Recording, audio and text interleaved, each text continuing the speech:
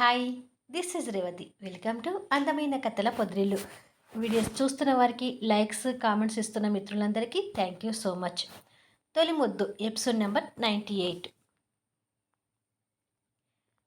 కొద్దిసేపటికి యష్ పడుకోవటానికి రెడీ అవుతూ ఉండగా దీక్ష పాలు గ్లాస్ తీసుకుని లోపలికి వస్తుంది. పడుకోబోయిన యష్ తను పాలు తీసుకురావడం చూసి ఆగిపోయి, నేను ఈ టైంలో పాలు తాగను దీక్ష అంటాడు. నీ డైటీషియన్ ఫాలో అయ్యే ఈ పాలు తీసుకొచ్చాను. ఇలాంటి టైంలో గోరువెచ్చని పాలు తాగితే హాయిగా నిద్ర పడుతుందంట. నీలాంటి హీరోకి గ్లామర్ పెంచుకోవాలంటే నిద్ర చాలా అవసరం అని నువ్వే చెప్పావు కదా అని అంటుంది. ఓహో, నేను చెప్పింది నాకే అప్పచెప్తున్నావు అన్నమాట అంటాడు నవ్వుతూ. అవును, పాలు తాగాల్సిందే, తప్పదు అంటూ యష్ చేతికి పాల గ్లాస్ అందిస్తుంది. అంటే రోజు ఇలా పాలు తెచ్చిస్తావా అని అడుగుతాడు చేతిలో ఉన్న గ్లాస్ చూస్తూ. ఖచ్చితంగా ఇస్తాను. ఇవి వెన్న తీసిన స్వచ్ఛమైన పాలు. ఈ పాలు తాగి ఎక్కడ లవ్ అవుతావేమోనని నువ్వు వర్రీ అవ్వాల్సిన అవసరం లేదు అని అంటుంది. సరే, నేను రోజు పాలు తాగాలంటే ఒక కండిషన్ అని అంటాడు యష్. ఏమిటది అని అడుగుతుంది. నేను సగం పాలు తాగి నీకు ఇస్తాను, మిగిలిన సగం పాలు నువ్వు తాగాలి. ఇలా రోజు చేయాలి అని అంటాడు నవ్వుతూ. మళ్ళీ నేను తాగటం ఎందుకు అని అడుగుతుంది. ఎందుకంటే రోజు మనం శోభనం చేసుకుంటున్నామనే ఫీలింగ్ రావడానికి అని అంటాడు కన్నుగీటుతూ. ఏంటి యష్ అని అంటుంది సిగ్గుతో నవ్వుతూ. నువ్వెంత సిగ్గుపడినా ఈ కండిషన్ ఒప్పుకోక తప్పదు అంటూ సగం పాలు తాగి దీక్ష చేతికిస్తాడు. దీక్ష ఆ సగం పాలు చూసి తప్పదా అని అడుగుతుంది. నేను రోజు పాలు తాగాలంటే తప్పదు అని అంటాడు కేర్లెస్గా చూస్తూ. "మ్మ్, నీ అల్లరి ఎక్కువ అవుతుంది యష్ అంటూ సిగ్గుతోనే ఆ సగం పాలు తాగి గ్లాస్ పక్కకు పెడుతుంది. యష్ బెడ్ మీద కూర్చొని తన్ని ఒడిలోకి తీసుకుని, నువ్వు కూడా బలహీనంగా కనిపిస్తున్నావు దీక్ష, అందుకే నిన్ను కూడా రోజు పాలు తాగమంటున్నాను. ఇప్పుడే ఇలా ఉంటే రేపు ప్రెగ్నెంట్ అయితే ఎంత ఇబ్బంది పడతావో చెప్పు అని అంటాడు. అబ్బో, ఇప్పటి నుంచే జాగ్రత్త అని అంటుంది యష్ని హత్తుకొని కూర్చుంటూ. మరి ఆ మాత్రం జాగ్రత్త ఉండకపోతే ఎలా అన్నట్టు థ్యాంక్ యూ సో మచ్ అంటాడు తన్ని రెండు చేతులతో బంధించి పట్టుకుంటూ. థ్యాంక్స్ ఎందుకు అని అడుగుతుంది. నాన్నకి వంట చేసి పెట్టేలా అమ్మ మనసు మార్చినందుకు అని అంటాడు. దానికి థ్యాంక్స్ ఎందుకు, అది నా బాధ్యత. ఇంట్లో అందరి గురించి ఆలోచించటం నాకు చాలా ముఖ్యం. అత్తయ్య గారు పైకి అలా కనిపిస్తారు కానీ చాలా అమాయకురాలు యష్ అని అంటుంది. అవును, అమ్మ కోపం పాల పొంగు లాంటిది. ఇక నేను షూటింగ్స్తో బిజీగా ఉన్నా అమ్మా నాన్నని చూసుకునే పూర్తి బాధ్యత నీదే దీక్ష అని అంటాడు. అది నువ్వు చెప్పాలా యష్ అని అంటుంది. నిజమే, నీకు ఏది చెప్పాల్సిన అవసరం లేదు. నీకు నువ్వుగానే అందరి అవసరాలు తెలుసుకొని తీరుస్తావు. ఇలా నీ మంచి మనసుతోనే నా హృదయంలో దేవతగా నిలిచిపోయావు అని తన నుదుటిన ముద్దు పెట్టుకుంటాడు. నన్ను మరీ పొగుడుతున్నావు యష్, అలా పొగిడితే చెట్టెక్కి కూర్చుంటాను అని అంటుంది. నువ్వు ఎంత పెద్ద చెట్టెక్కినా నా మీద నేను ఇలా పడేసుకుంటాను కదా అంటూ దీక్షని అలాగే మీద పడుకోబెట్టుకొని బెడ్ మీద పడుకొని పోతాడు. దీక్ష నవ్వుతూ యష్ నుదుటిన ముద్దు పెట్టుకొని లవ్ యూ యష్ అని అంటుంది. నా లవ్ని మాటల్లో కాదు, చేతల్లో చూపిస్తాను అంటూ తన్ని అలాగే మీద ఉంచుకొని లైట్ ఆఫ్ చేసి బెడ్ లైట్ ఆన్ చేస్తాడు. తర్వాత తన్ని పక్కన పడుకోబెట్టుకొని దగ్గరికి ఉంచుకొని, ఇప్పుడు నా లవ్ ఏంటో చూపించరా అని అడుగుతాడు. దీక్ష సిగ్గుపడుతూ యష్ హృదయంలో ఒదిగిపోతుంది.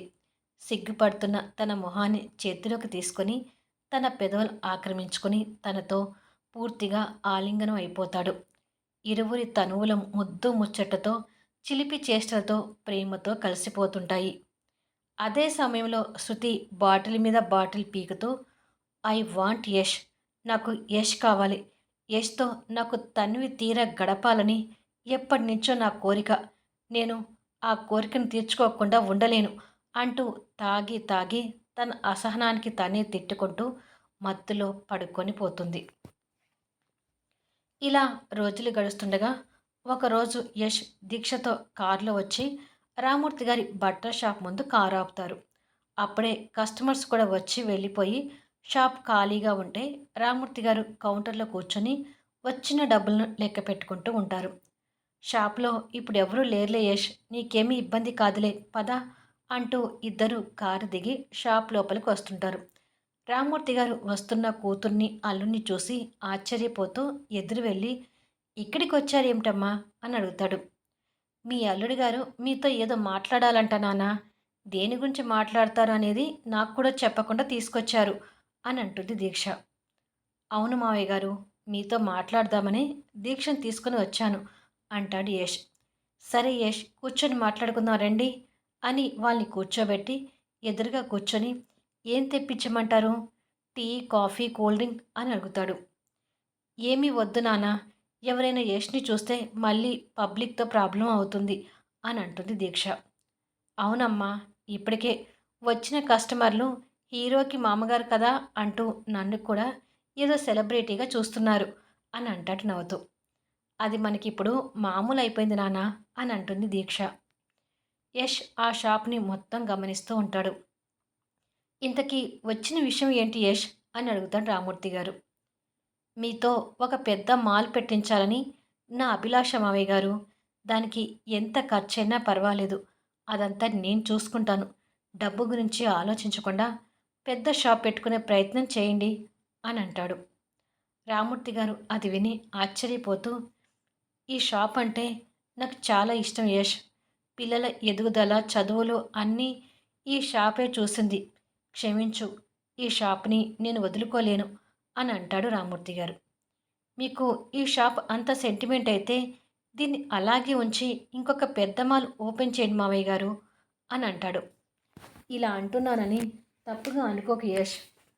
అల్లుడు వల్ల నేను బాగుపడ్డాను అనే పేరు రావడం నాకు ఇష్టం లేదు. నేను ఆరోగ్యంగా ఉన్నంత కాలం నా రెక్కల కష్టంతోనే ఇల్లు, పిల్లల్ని చూసుకుంటాను" అని అంటాడు. "మీ నాన్నగారికి నువ్వేనా చెప్పు దీక్ష" అంటాడు యష్. "ఈ విషయం ఇంటి దగ్గరే చెప్పి ఉంటే నాన్నగారు ఒప్పుకోరు అని నీకు అప్పుడే చెప్పేదాన్ని యష్. నువ్వు నేనే కాదు, నాన్నగారి మనస్తత్వం నాకు బాగా తెలుసు. ఎవరు చెప్పినా ఒప్పుకోరు" అని అంటుంది. "మీరైనా ఇంకొకసారి ఆలోచించండి మావయ్య గారు" అని అడుగుతాడు యష్. "ఇంతగా అడుగుతున్నా కాదంటున్నందుకు క్షమించు యష్. కావాలంటే నాకు ఎప్పుడైనా ఏదైనా అవసరమైతే ఖచ్చితంగా నీ సహాయం తీసుకుంటాను" అంటాడు రామూర్తి గారు. "అది సహాయం అనకండి మావయ్య గారు. నేను మిమ్మల్ని చూసుకోవడం నా బాధ్యత అనుకుంటున్నాను. ఈరోజు ఈ పేరు, డబ్బు, ప్రతిష్ట ఇవన్నీ తెచ్చిపెట్టుకున్నాను అంటే అది కేవలం మీ అమ్మాయి కారణంగానే. దేనికి పనికి రాకుండా పోతాను అనుకున్న నేను ఈరోజు ఇంత గొప్ప స్థాయిలో ఉన్నానంటే మీ అమ్మాయి అని చెప్పుకోవడానికి నేను ఎప్పటికీ వెనకాడను. సో, దీక్ష తండ్రిగా మీరు కూడా నా సొంత వాళ్ళు. మీ కుటుంబం కూడా నా కుటుంబం అనుకొనే ఇలా అడుగుతున్నాను. కానీ మీరేమో ఒప్పుకోవడం లేదు" అని అంటాడు యష్ కాస్త బాధపడుతూ. "మా కుటుంబాన్ని కూడా మీ కుటుంబంతో సమానంగా పోల్చి మాట్లాడావు. అది చాలు యష్. నా కూతురి మొహంలో ఉన్న నవ్వుని చెదిరిపోకుండా ఎప్పటికీ అలాగే ఉంటే నువ్వు నాకు కోట్లిచ్చినట్టే యష్" అని అంటాడు. తన పెదవుల మీద ఉన్న నవ్వు చెదిరిపోవడం అనేది ఎప్పటికీ జరగదు మావయ్య గారు అని. "సరే మావయ్య గారు. మీకు ఇష్టం లేకపోతే నేను కూడా బలవంతం చేసి మిమ్మల్ని బాధపెట్టను. కానీ ఒక్కటి మాత్రం నాకు అవకాశం ఇవ్వండి. ఇక మీదట నుండి స్వప్న చదువు, పెళ్లి బాధ్యత నేను తీసుకుంటాను. ఇది మాత్రం కాదనవద్దు" అని అంటాడు యష్ రామూర్తి గారి చేతులు పట్టుకుంటూ. అయినా రామూర్తి గారు ఒప్పుకోవడానికి ఇబ్బంది పడుతుంటే, "స్వప్నకి చదువుకోవడం అంటే ఇష్టం నాన్న. పెద్ద చదువులు చదవాలని దాని ఆశ. దయచేసి దాని ఆశని చంపేయకండి" అని అంటుంది దీక్ష. రామూర్తి గారు కొన్ని క్షణాలు ఆలోచించి, "సరే యష్" అని అంటాడు. అది విని ఈ ఇద్దరూ సంతోషపడతారు. ఇలా కొన్ని రోజుల తర్వాత నైట్ 9 అవుతుండగా ఓ రెస్టారెంట్లో ప్రొడ్యూసర్ డైరెక్టర్తో ఓ సినిమా స్టోరీ గురించి ముచ్చటిస్తూ ఉంటాడు యష్. అది వీఐపీ సెలబ్రిటీలు స్టే చేసే రూమ్ కాబట్టి అక్కడ వాళ్ళ ముగ్గురు తప్ప వేరే పర్సన్స్ ఎవ్వరూ ఉండరు. యష్ వాళ్ళతో మాట్లాడుతూ, "స్టోరీ నాకు నచ్చింది. ఇప్పుడు ప్రెజెంట్ 2 ప్రాజెక్ట్స్‌తో బిజీగా ఉన్నాను. ఇక నేను చేస్తున్న 'తొలి ముద్దు' సినిమాకి ప్రస్తుతానికి బ్రేక్ పడింది కాబట్టి, ఇంకొక ప్రాజెక్ట్ ఒప్పుకునే ఆలోచనలో ఉన్నాను. మీ స్టోరీ లైన్ నచ్చింది కాబట్టి, నేను ఒక్కసారి మా పీఏతో డేట్స్ డిస్కషన్ చేసి ఫైనలైజ్ చేస్తాను అంటూ మాట్లాడుతూ ఉంటాడు. అప్పుడే శృతి అక్కడ యష్ ఉన్నాడని తెలుసుకొని ఆ రెస్టారెంట్‌కి ఎంటర్ అవుతుంది. యష్ వాళ్ళ దగ్గరికి జ్యూస్ గ్లాసులతో వెళ్తున్న వెయిటర్‌ని పట్టుకుంటుంది. అతను ధృవాని చూసి కాస్త ఆశ్చర్యపోతాడు. లోపల హీరో యశోధర్ ఉన్నాడు కదా అని అడుగుతుంది. ఉన్నారు. వాళ్ళకే జ్యూస్ తీసుకెళ్తున్నాను అని అంటాడు ఆ వెయిటర్. శృతి తన హ్యాండ్ బ్యాగ్‌లో నుంచి 2 డబ్బు నోట కట్లు తీసి ఎవరూ చూడకుండా అతను పట్టుకున్న ట్రేలో పెడుతుంది. అతను ఆ డబ్బు చూసి షాక్ అవుతుంటాడు. అతను ఆ షాకులో ఉండగానే శృతి తను తీసుకొచ్చిన టాబ్లెట్స్‌ని జ్యూస్ గ్లాసులో కలుపుతుంది. ఈ గ్లాస్ యశోద తాగితే నీకు ఇంతకన్నా డబుల్ అమౌంట్ ఇస్తాను అంటూ అతనికి ఆశ చూపిస్తుంది. అతను డబ్బు వైపు చూసి సంతోషపడుతూ సరే అని అంటాడు. త్వరగా వెళ్ళి పని పూర్తి చేసుకొనిరా అని చెప్తుంది. సరే మేడం అని చెప్పి వెళ్ళిపోతాడు. రిసెప్షన్ దగ్గరికి వెళ్ళి రూమ్‌ని డెకరేట్ చేయమని చెప్పాను కదా! చేశారా అని అడుగుతుంది. చేశాను మేడం అని చెప్తారు వాళ్ళు. ఓకే. థ్యాంక్ యూ అని చెప్పి యష్ వాళ్ళ రూమ్ దగ్గరికి వచ్చి లోపలికి తొంగి చూస్తుంది. ఆ వెయిటర్ అప్పుడే టాబ్లెట్స్ కలిపిన జ్యూస్‌ని యష్‌కి అందిస్తాడు. యష్ వాళ్ళతో మాటల్లో పడి ఆ జ్యూస్ తాగుతుంటాడు. మిగతా ఇద్దరు కూడా కొద్దిసేపటికి జ్యూస్ తాగడం పూర్తి చేసి, ఓకే యశోధర్ గారు, ఒకసారి మీ పీఏతో మేము కూడా మాట్లాడి మీ డేట్స్ ఏంటో తెలుసుకొని ఫైనల్‌గా షూటింగ్ ముహూర్తం ఫిక్స్ చేస్తాము అని చెప్పి వెళ్ళిపోతారు.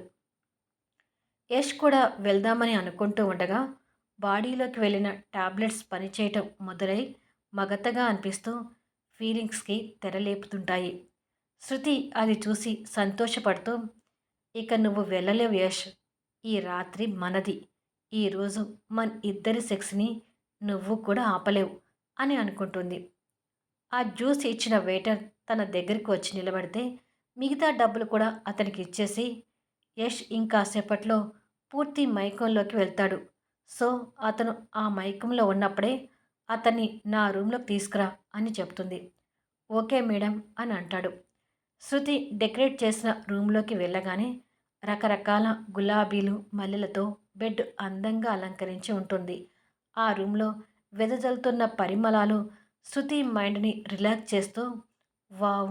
యష్‌తో గడపబోయే ఈ రోజుని నేను ఎప్పటికీ మర్చిపోలేను అని అనుకొని తనతో తీసుకొచ్చిన చిన్న కెమెరాని బెడ్‌కి సూటిగా అక్కడ ఉన్న ఫ్లవర్ వాజ్‌లో కనపడకుండా పెడుతుంది.